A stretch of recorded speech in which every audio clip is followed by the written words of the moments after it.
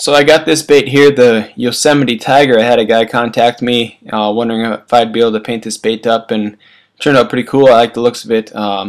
He calls it the Yosemite Tiger, so pretty cool name too. So I started with the bait. This is a 2.5. I just started with it already painted white.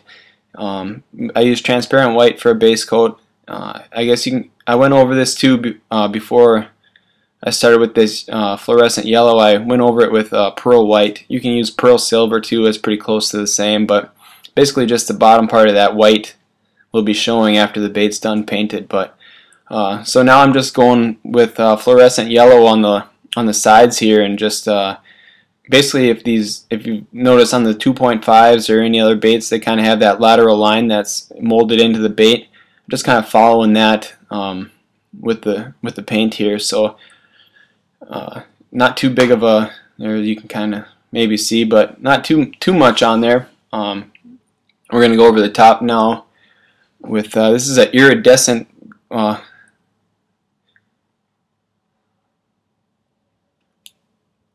yeah, we're going now with the orangish red. It's called an iridescent red, or scarlet, I guess. So looks pretty cool. It really has some shine to it too. So just kind of hit the top all over and kind of blend it in with the sides with the yellow there, and try not to cover too much of the yellow. Basically the top half of the bait will be this orangish color. We'll go over the top with black yet too, so don't worry too much about getting the top covered as much. And one thing too, like with when you're trying to blend colors, you know, just trying to not cover the entire bait with the paint right away. You know, a lot of thin coats or thin passes basically, and trying not to get too much paint on there at one time.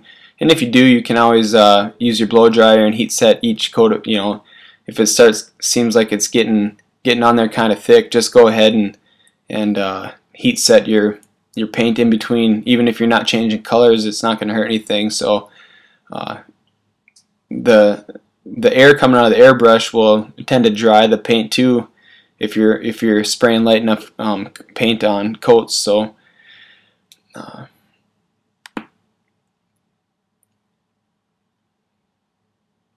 so there's kind of a view now with the orangish color. So I'm going on the bottom here with, this is a fluorescent sunburst. This is, it's kind of a lighter color orange. The fluorescent orange is, if you've had either of the colors, I like the sunburst better. It just seems more, it pops more, I guess. So just go ahead and right under the throat, kind of there by the bill, just kind of get a little orange under there. It's a little contrast to the that top iridescent color. So shooting low air pressure too. Notice I had to kind of load up my gun there. I don't have the trigger pulled all the way back.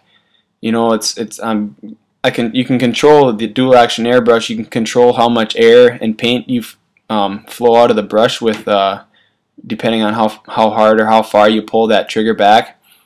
So a lot of times I can turn down my air pressure right at where I'm sitting at here, or if need be, I'll just not pull back as far on the trigger, and that will not let as much paint come out too. So, and sometimes it's hard to get that paint started flowing with shooting at lower air pressure, but once it gets going, it usually has a pretty good steady stream of flow.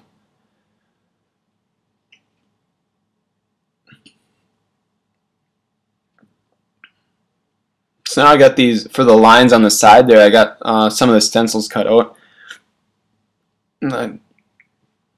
This here is just black. I'm shooting through the stencil here for the stripes on the side.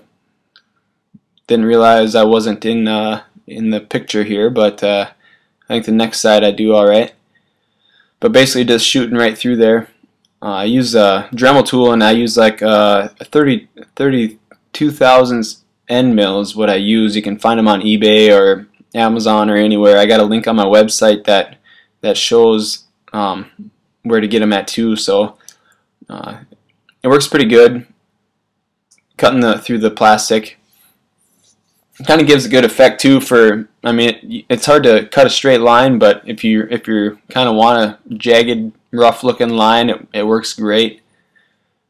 I see a lot of like crappie patterns and stuff like that with a bunch of holes detailed into the stencil. Usually works pretty good. So that's always an option. Using a X-Acto knife or something like that is an option. Or some guys I've heard of, I haven't tried it yet, but use a stencil burner. It's kind of like a wood burning type tool, like you had maybe when you were a kid type thing, or still do, I guess. But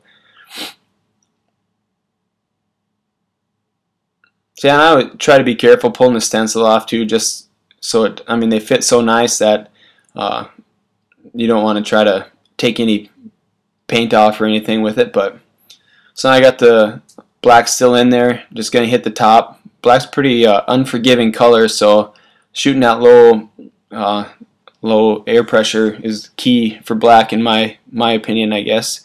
And a lot of passes here, just trying to get it all covered evenly with many passes going by here.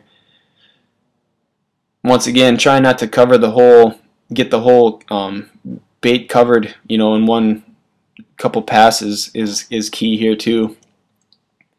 Just kind of hit the top and then barely get it down, kind of fade it down the sides. It's kind of what I'm after here.